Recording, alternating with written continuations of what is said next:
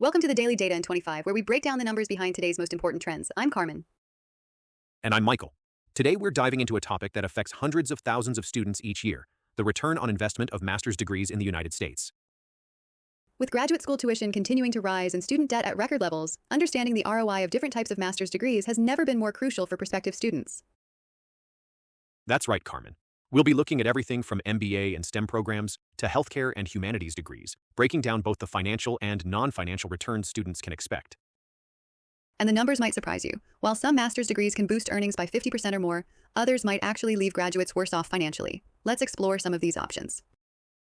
We'll help our listeners understand what factors to consider when evaluating whether a master's degree is worth the investment. Stay with us. Let's start with the costs, which have seen dramatic increases over the past 2 decades. The average master's program now costs about $36,000 per year in tuition alone. And that number can jump to over $60,000 annually for prestigious programs or professional degrees like MBAs. When you factor in living expenses and 2 years of lost wages, the total investment often exceeds $150,000. That's a huge number, Michael. And speaking of lost wages, the opportunity cost is something many prospective students overlook. The median salary for someone with a bachelor's degree in their mid-20s is about $67,000. Right, so giving up that salary for 2 years means forgoing over $120,000 in earnings, on top of paying tuition. But there's potential upside in future earnings. The data shows master's degree holders typically earn about 20% more than those with just a bachelor's, with median earnings around $80,000 annually, though that premium varies dramatically by field. It sure does.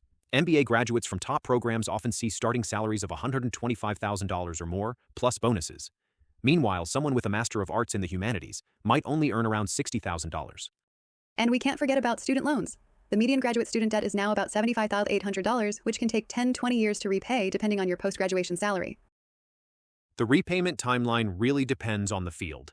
High-paying STEM and business graduates can often pay off their loans relatively quickly, while those in public service or humanities might struggle for much longer. That's why it's so important for students to run the numbers carefully before enrolling. A master's degree is a major financial investment that needs to make sense based on your career goals and expected earnings. Absolutely. And while these are averages, individual outcomes can vary significantly based on factors like school reputation, location, and specific career path. Let's dive into the fields that typically show the strongest financial returns: STEM and business degrees, particularly MBAs. The numbers here are pretty compelling. Engineering master's graduates have median earnings around $116,000, which is substantially higher than bachelor's-level engineers. And in tech fields like computer science or data analytics, master's holders often command 6-figure starting salaries. Plus, they typically have access to more advanced roles and faster career progression. That's right. Many tech companies actually prefer candidates with master's degrees for specialized roles in areas like artificial intelligence, advanced software development, or research and development positions. But I'd say MBAs might be the champions of ROI. The median MBA starting salary is now about $125,000, and that's before bonuses. At top programs, many graduates are landing positions with total compensation packages over $180,000. And the MBA premium tends to grow over time.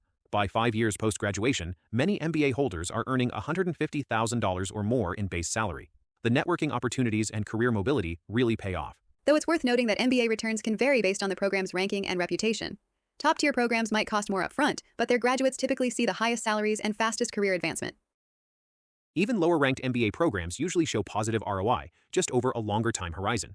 The degree often serves as a ticket to management roles that might otherwise be out of reach. Looking at payback periods, STEM master's graduates typically recoup their investment within 5-8 years, while top MBA programs can show positive returns even faster, sometimes in just 3-4 years.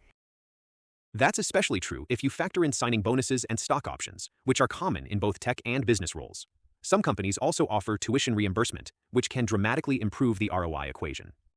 The bottom line is that both STEM and business master's degrees tend to be solid investments, particularly if you're strategic about program selection and post-graduation career planning. Now let's look at healthcare and public service fields, where the ROI picture gets more complicated. Right. There's a really wide spectrum here. Clinical advanced practice degrees, like becoming a nurse practitioner with an MSN, typically show excellent returns. The numbers are impressive. Nurse practitioners earn a median salary around $111,000, which is nearly double what many RNs make with just a bachelor's degree. And with the ongoing healthcare provider shortage, these roles offer great job security too. The payback period for an MSN can be as short as 3 to 5 years. But then you have degrees like the Master of Public Health, or MPH, where the financial returns are more modest. Many MPH graduates start in the $60,000 to $80,000 range. True, and given that MPH programs often cost $60,000 to $100,000, the payback period can stretch to 10 years or more. though many people pursue these degrees more for impact than income. Social service master's degrees tend to show even lower financial ROI. Take the Master of Social Work. Programs typically cost around $35,000 per year, but median salaries hover around $50,000. Though it's worth noting that these degrees are often prerequisites for licensed clinical roles, so while the pure financial returns might not be stellar, they're necessary for career advancement. Healthcare administration presents an interesting middle ground. An MHA can lead to six-figure hospital management roles, but it usually takes time to climb the ladder. And we're seeing more hybrid roles emerge, like healthcare data analytics or public health informatics, where combining clinical knowledge with technical skills can boost earning potential. The key takeaway seems to be that in healthcare and public service, you really need to weigh the specific career path and required credentials against the investment costs. Exactly. These fields often offer tremendous social impact and personal satisfaction, even if the pure financial ROI isn't as strong as what we see in business or STEM. While we focused a lot on dollars and cents, there are some really valuable benefits of a master's degree that don't show up on a bank statement. Absolutely. One of the biggest is career advancement opportunity. Many leadership and senior positions essentially require a master's degree these days. That's right. The Bureau of Labor Statistics found that workers with master's degrees have significantly better chances of moving into management roles. It's almost like a ticket to entry for certain career paths. And let's talk about networking. It's a huge benefit, especially in MBA programs where over 90% of graduates report meaningful expansion of their professional networks. The connections you make in grad school can lead to job opportunities, partnerships, mentoring relationships. I've heard many alumni say their network was worth the tuition alone. Plus, having that advanced degree often gives you more credibility in your field. It can help you land speaking opportunities, join professional associations, or be seen as an expert. There's also the personal satisfaction factor. Studies show that humanities graduates, while maybe not the highest earners, report very high job satisfaction rates. That makes sense. When you can deeply study something you're passionate about, it often leads to more meaningful work. And many people find the intellectual challenge itself rewarding. Graduate education also tends to develop valuable soft skills, critical thinking, research abilities, presentation skills, that benefit you throughout your career. And we shouldn't overlook the flexibility it provides. Having a master's degree often gives you more options to switch employers or roles, especially as industries evolve. I've heard from many people that their graduate degree gave them more confidence and autonomy in their work. They feel better equipped to tackle complex problems.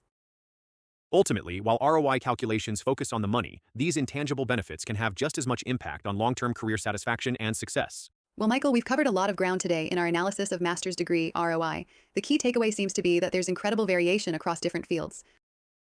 That's right. We saw that STEM and business degrees, particularly MBAs, tend to offer the strongest financial returns, with median salaries often jumping 50% or more after graduation. While other fields like public health and social sciences might have more modest financial returns but provide important societal benefits and personal fulfillment.